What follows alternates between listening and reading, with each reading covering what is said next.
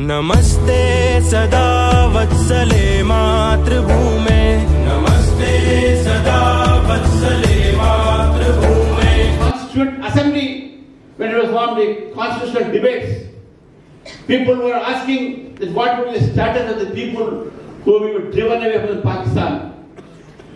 Then friends, they were all our people. For them, India is the homeland. But because of some reason, they were separated. People may have many views on Citizens Amendment Act. I don't want to go into all those debates. But one thing is important, that when the Pakistan population was nearly 20 crores of the, when it was nearly 30 crores of the population, and in that nearly 24% were Hindus. Today only 4% were Hindus are there. Now what is the reason that so much of reduction of Hindus are there? And where are those Hindus? Either they must have been killed, they must have been persecuted, they must have run away from the country. And where should they go?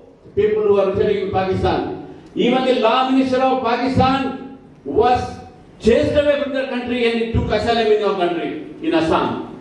But India has always been a land where we are given shelter.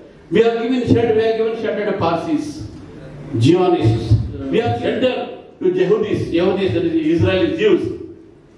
India has given shelter to many foreigners, but today the citizenship is not against Muslims or Christians or anyone. It is only for those who have been persecuted religiously in Afghanistan, Pakistan and Bangladesh, and who are coming to India, who stay here for a certain period. They must be given citizenship. That is what the amendment said. And this demand was made not only by BJP, this demand was made by the Communist parties, this demand was made by the Congress party, this demand was made by every parliamentarian in parliament. But when today BJP brings it down in the figure, they are making it, politicizing it. They are trying to divide the society and the country on the communal lines. But CAA was necessary for this country, and we have done it.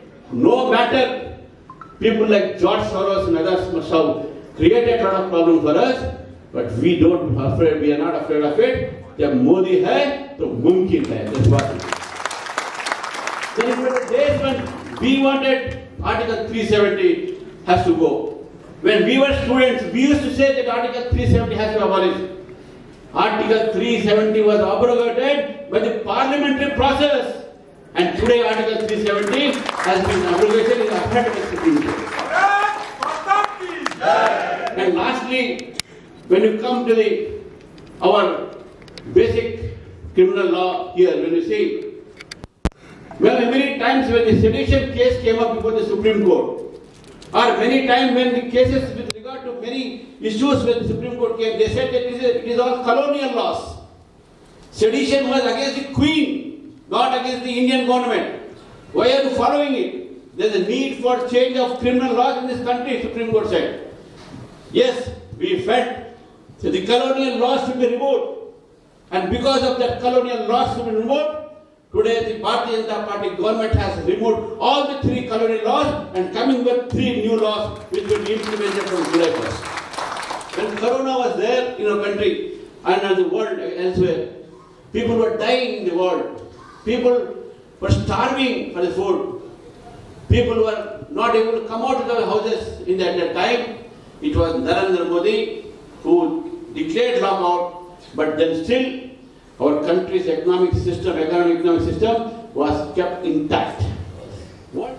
Quarterly income now is almost through GST we are getting more than 1,30,000 crores only from GST. There are many other revenue sources for us.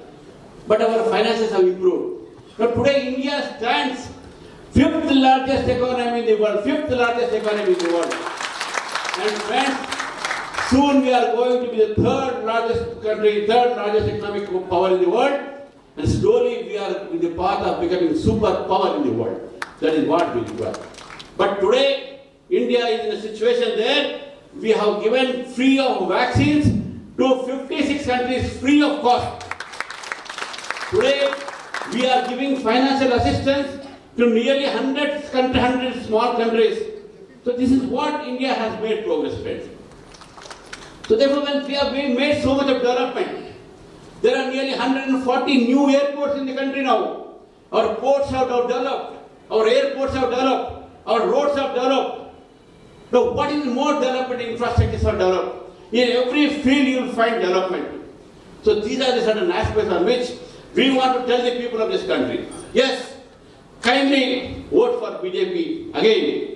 फिर एक बार मोदी सरकार, देश की जरूरत मोदी सरकार, and अब की पार 400 पार. Friends, please go to your Play Store, download Narendra Modi app, and see the latest information and news with regard to the government in the WhatsApp smartphone. And take your phone and give a missed call number 9090 2024.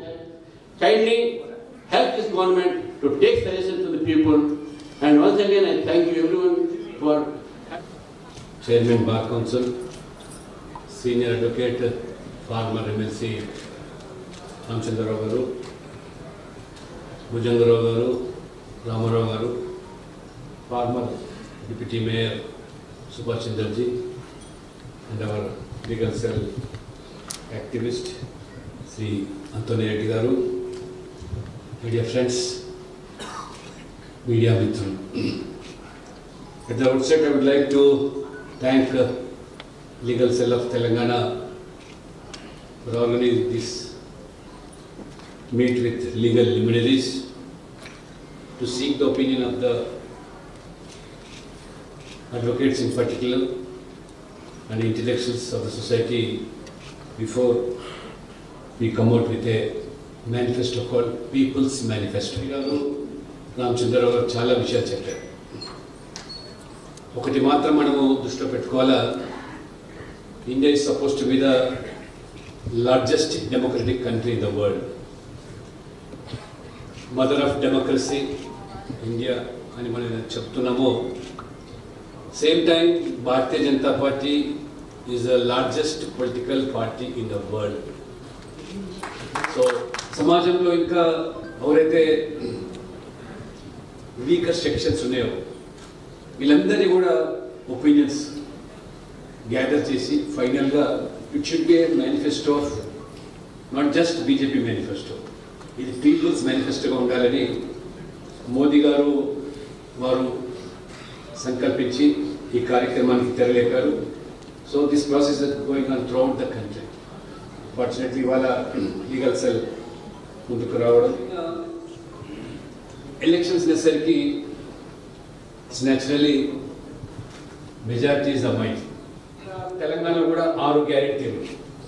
ఒకసారి మనం ఎక్కడున్న results చూసినట్టయితే, మన resources చూసినట్టయితే, ఏ party అయితే ఎన్నికల ముందు ఈ రాష్ట్రం మొత్తం కూడా తెలంగాణ రాష్ట్రం కొత్తగా ఏర్పడ్డ రాష్ట్రం, ఈ రాష్ట్రం అప్పుల ఊళ్ళోకి నెట్టబడింది, 7 లక్షల కోట్ల అప్పులు చేసింది, ఏ రకంగా ఈ రాష్ట్రాన్ని కాపాడుతారని చెప్పినటువంటి ప్రస్తుత ముఖ్యమంత్రి రేవంత్ రెడ్డి గారు 7 లక్షల కోట్ల అప్పుల వల్ల శాలరీస్ కూడా ఇవ్వలేకపోతాం ఇవాళ ఎంప్లాయీస్కి, ఇన్ని వాగ్దానాలు హామీ చేసి సహజంగా ప్రజలు నమ్మి విశ్వసించి ఓటేసి గెలిపించింది. రిసోర్సెస్, వనరులు, ఆదాయ మార్గాలు ఇవన్నీ తెలిసి ఉండి కూడా ఏ రకంగా ఇవాళ హామీలు ఇచ్చారంటే, కాబట్టి ఇవాళ పన్నులు కట్టేటువంటి ప్రజలు వెళ్తున్నారో వాళ్ళ పన్నులను ఈ రకంగా ఉచితాల పేరు మీద, గ్యారెంటీల పేరు మీద పంచుకుంటూ పోతే finally wear should will last. కాబట్టి ఈరోజు they should be some demarcation between freebies and welfare. కనీసం ఇవాళ ఉచితాలకు సంక్షేమ మధ్యలో ఒక లక్ష్మణ రేఖ లేకున్నట్టయితే ఉన్న ఆస్తులు ఉన్న వనరులు పంచుకుంటూ పోతే, మా పెద్ద అయిన ఆయన చెప్పేవాడు పార్టీలు, ఉన్న ఆస్తులు పంచుకుంటూ పోతే ఉన్న పంచ కూడా ఊడిపోతుంది. కాబట్టి ఇవాళ మోదీ గారు చాలా స్పష్టంగా ఇవాళ వెల్ఫేర్కు అదే రకంగా ఫ్రీబీస్కు వారు డిమార్కేషన్తో ఇవాళ సమాజంలో ఎవరైతే ఇవాళ పూర్తిగా నిర్లక్ష్యం చేయబడ్డ వర్గాలు ఉన్నాయో, అణచివేయబడ్డ వర్గాలు ఉన్నాయో, వారికి సంక్షేమం కోసం no government in the past ఇన్ని వెల్ఫేర్ స్కీమ్స్ ఇవాళ కరోనాలో మనం కష్టకాలం చూసాము, ఏ రకంగా ప్రజలు బాధలు పడ్డారు. అటువంటి విపత్తు ప్రపంచమంతా కూడా మరి ఏ రకంగా అల్లాడిపోయిందో, ఒక్క భారతదేశం మాత్రమే ఎందుకంటే మోదీ బీయింగ్ ఒక విజనరీ లీడర్, ముందు చూపుతో ఉన్న ఒక వ్యక్తి, is not a great economist, ఒక పేద కుటుంబంలో పుట్టిన వ్యక్తి, ఛాయ్ అమ్ముకున్న వ్యక్తి ఈ దేశం యొక్క ఆర్థిక స్థితిగతులను పరిగణలోకి తీసుకొని మనకున్నటువంటి ఈ రిజర్వ్స్ అన్ని కూడా, క్యాపిటల్స్ అన్ని కూడా ఇన్ఫ్రాస్ట్రక్చర్ మీద పెట్టుబడి పెట్టి ఏ రకంగా ఉపాధి ఉద్యోగ అవకాశాలు కల్పించడమే కాకుండా మీరు చూసినట్లయితే ఇవాళ నేషనల్ హైవేస్ చూడండి, గ్రామీణ ప్రాంతాల్లో రోడ్వేస్ చూడండి, రైల్వేస్ చూడండి, ఎయిర్వేస్ చూడండి. ఇవాళ తెలంగాణ వరకు వచ్చినట్టయితే hardly we had 2500 kilometers national highways for last 60-70 years. But in a span of 10 years, Modi garu, with a visionary leadership, more emphasis on infrastructure, అదనంగా 2500 kilometers ఇవాళ ఈ తెలంగాణలో వేయగలిగితే యూ కెన్ ఇమాజిన్. మనకు స్వాతంత్రం వచ్చిన తర్వాత 74 మాత్రమే ఎయిర్పోర్ట్స్ మనకు. ఈ 10 years స్పాన్ లో దేశం మొత్తం మీద కూడా no state is left with capitals having airport connectivity. అదనంగా మళ్ళీ 74 ఎయిర్పోర్ట్స్ 10 years స్పాన్ లో కట్టించారంటే this is what call development. ఇవాళ మరి railways as far as Telangana is concern, నేను చాలా గర్వంగా చెప్తున్నాను. నేను పార్లమెంట్ ఉన్నప్పుడు అంకెలు వారు ప్రవేశపెట్టినప్పుడు ఉమ్మడి ఆంధ్రప్రదేశ్లో railways highest budget allocated was 880 crores for entire Andhra Pradesh for railways. That was the UPA regime. కానీ మొన్న లాస్ట్ బడ్జెట్ లో Telangana alone got 5,071 crores for railways. So you can imagine what are the numbers. 880 కోట్లు మీరు ఉమ్మడి ఆంధ్రప్రదేశ్ రైల్వే బడ్జెట్ కేటాయిస్తే ఒక్క తెలంగాణ రాష్ట్రం కోసమే 5,071 కోట్లు. ఇవాళ రైల్వేస్ లో ఆల్మోస్ట్ 90% ఎలక్ట్రిఫికేషన్, గేజ్ మార్పిడి, బ్రాడ్ గేజ్లు, ఇవాళ 3 వందే భారత్ ట్రైన్స్, ఇవాళ సికింద్రాబాద్ రైల్వే స్టేషన్ టోటల్ గా ఇవాళ 751 crores తో ఒక ఇంటర్నేషనల్ స్టాండర్డ్స్ తో ఒక రైల్వే స్టేషన్ వస్తాం. ఇవాళ వరంగల్లో ఒక wagon factory. In spite of BJP not having much numbers either in legislature or in the parliament. అంటే దేశం అభివృద్ధి చెందాలంటే ఇవాళ తెలంగాణ లాంటి రాష్ట్రాలు కూడా ఖచ్చితంగా అభివృద్ధి. ఇది మోదీ గారి యొక్క సంకల్పం. తెలంగాణ అభివృద్ధి చెందితేనే దేశం అభివృద్ధి చెందుతుంది. ఈశాన్య రాష్ట్రాలు, north eastern state. Doctor K Laxman garu, మాజీ శాసన మండలి సభ్యులు, న్యాయవాది N Ramachandrarao garu, bar council chairman Telangana state Shri A Narasimhareddy garu, Ramarao garu, BJP state Telangana legal cell convener Subhash Chandraji, former deputy mayor GHMC Bhujangarao garu, member bar council Antony Reddy garu, member election management committee Telangana state, మిగతా సీనియర్ న్యాయవాదులు, పార్టీకి సంబంధించినటువంటి పెద్దలు, అనేక మంది ఇప్పుడిప్పుడే న్యాయ వృత్తిలో చేరినటువంటి యువకులు అందరు కూడా పేరు పేరున ధన్యవాదాలు తెలియజేసుకుంటున్నాను. ఈరోజు ఒరిజినల్గా మనకి కిరణ్ రిజిజు గారు రావాల్సి ఉండేది, ఫార్మర్ లా మినిస్టర్. కానీ ఈరోజు క్యాబినెట్ మీటింగ్ ఉండడంతో నిన్న సాయంకాలం చెప్పడం జరిగింది. కాబట్టి అంతేకాకుండా వారి యొక్క పోలింగ్ కూడా ఫస్ట్ ఫేజ్లో ఉంది అరుణాచల్ ప్రదేశ్. కాబట్టి పిఎం ఆఫీసు వారికి తప్పకుండా రావాలని చెప్పారు. నాకంటే పర్మిషన్ ఇచ్చారు కానీ వారికి ఇవ్వలేదు, ఆబ్సెంట్. కాబట్టి అందుకోసమే ప్రత్యేకంగా వారు నాకు రాత్రి ఫోన్ చేసి సాయంకాలమైనా వస్తాను, క్యాబినెట్ మీటింగ్ అయినాక రామచంద్రరావు అడిగాము 4 గంటలకి ఏమైనా పెట్టుకుంటారా అంటే లేదు మా అడ్వకేట్స్ అందరూ టైంకి వస్తారు సండే, కాబట్టి మేము మార్నింగే పెట్టుకుంటాము అని చెప్పి మళ్ళీ వారికి ఫోన్ చేసి 4 గంటలకు టైం చేంజ్ చేయడానికి వీలేదు కాబట్టి మరి ఇప్పుడే పూర్తి చేసుకుంటున్నాం. వారి తరఫున, పార్టీ తరఫున, నేను మీ అందరి తరఫున కూడా రాలేకపోయినందుకు క్షమించాల్సిందిగా కోరుకుంటున్నాను. అనేక విషయాలు నాకంటే మాట్లాడినటువంటి పెద్దలు మనకు వివరించడం జరిగింది. అందులో మీరు కూడా న్యాయవాదులు, మీకు అన్ని విషయాలు లేటెస్ట్ అప్డేట్స్ దేశంలో తెలుస్తుంటాయి. దేశంలో ఉన్నటువంటి మేధావుల్లో మీరు అగ్రస్థానంలో ఉంటారు. కాబట్టి ఆ దిశలో మీకు పెద్దగా మేము ఉపన్యాసం చెప్పాల్సినటువంటి అవసరం ఉండదని నేను అనుకుంటున్నాను. తెలంగాణలో ప్రస్తుతం ఉన్నటువంటి రాజకీయ పరిస్థితుల నేపథ్యంలో గత శాసనసభ ఎన్నికల్లో కూడా భారతీయ జనతా పార్టీ పైన ఒక తప్పుడు ప్రచారం చేసేటువంటి ప్రయత్నం చేయలేదు. కాంగ్రెస్ వాడు అంటాడు బీజేపీ బీఆర్ఎస్ ఒకటి, బీఆర్ఎస్ వాడు అంటాడు బీజేపీ కాంగ్రెస్ ఒకటి. విచిత్రమైనటువంటి ఏ మాత్రం వాస్తవాలు లేకుండా గోబుల్స్ ప్రచారం చేసినట్టుగా ఈరోజు తెలంగాణలో భారతీయ జనతా పార్టీ పైన ఆరోపణలు చేస్తాం. తెలంగాణలో కూడా ప్రస్తుతం జరగనున్నటువంటి పార్లమెంట్ ఎన్నికల్లో మంచి వాతావరణం. ఈరోజు ఉదయం మార్నింగే నాకు ఒక సీనియర్ ఐఏఎస్ ఆఫీసర్ ఫోన్ చేశాడు. ఫోన్ చేయగానే కంగ్రాచులేషన్స్ అన్నారు. నాకు ఇంట్రెస్ట్ లేదు, మీరు ఎక్కువ సీట్లు గెలవబోతున్నారు. షెడ్యూల్ కాస్ట్ ఇచ్చిన సీనియర్ ఆఫీసర్. కాబట్టి ఒక మంచి వాతావరణం ఉన్నది మీకు తెలంగాణలో. కాబట్టి అందరం కూడా మా ఆఫీసర్సు, ఎడ్యుకేటెడ్ సెక్టార్ అంతా కూడా మేము కలిసినప్పుడు కూడా మాట్లాడుకుంటున్నాము. మేమంతా కూడా అధికారంలో ఉన్నా, ఏ బాధ్యతలో ఉన్నా, ఏ హోదాలో ఉన్నా కూడా మేము నరేంద్ర మోడీ గారే తిరిగి దేశానికి ప్రధానమంత్రి కావాలని మేము కోరుకుంటున్నాము. ఈరోజు గత ఎన్నికల్లో పోల్చి చూస్తే 2014లో 270 సీట్లు, మళ్ళీ 5 సంవత్సరాల తర్వాత 302 సీట్లు. ఈరోజు మరి మన లక్ష్యము 370 సీట్లు ఈరోజు భారతీయ జనతా పార్టీ రావాలని, ఎన్డీఏ భాగస్వామ్య పార్టీలతో కలిపినట్లయితే 400 సీట్లు రావాలనేటువంటి ఆలోచన ఈరోజు మనకు అందరికీ ఉంది.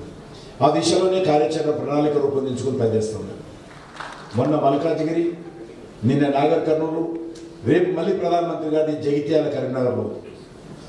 ఈరోజు నరేంద్ర మోడీ గారి నాయకత్వంలో దక్షిణ భారతదేశంలో కూడా భారతీయ జనతా పార్టీ తమిళనాడు కానీ, కేరళ కానీ, కర్ణాటక కానీ, పుదుచ్చేరి కానీ, లేక ఆంధ్ర రాష్ట్రంలో కానీ బలాన్ని పెంచుకునేటువంటి ప్రయత్నం చేస్తాం.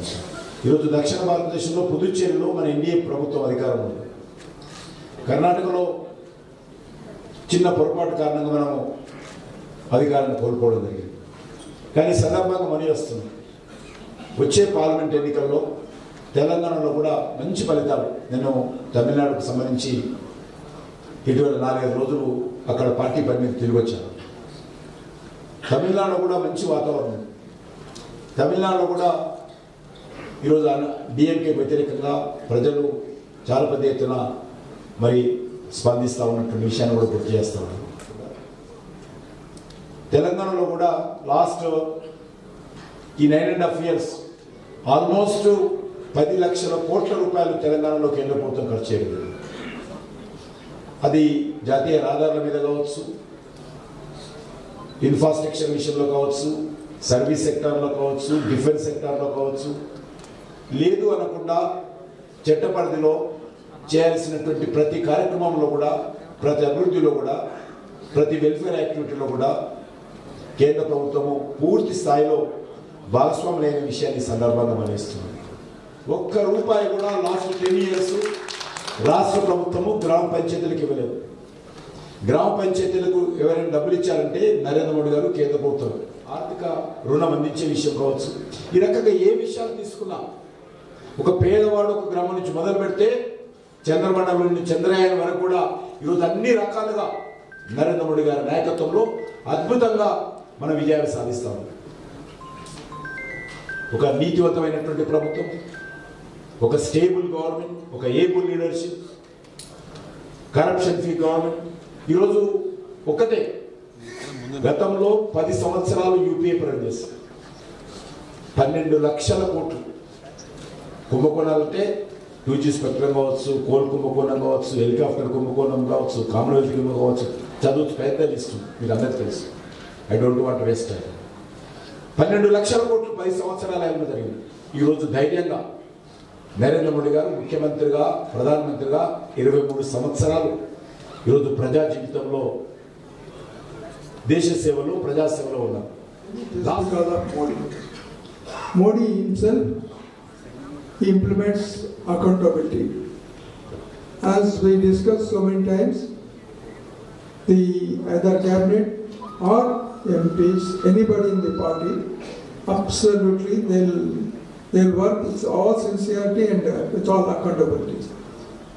The no government will work with this system. Everywhere there is accountability is there.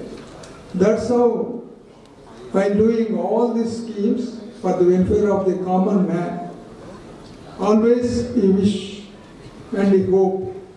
Always he says also, Modi garu, Vasudhaiva Kutumbakam. Not only country, not only state, entire world should be developed the peace.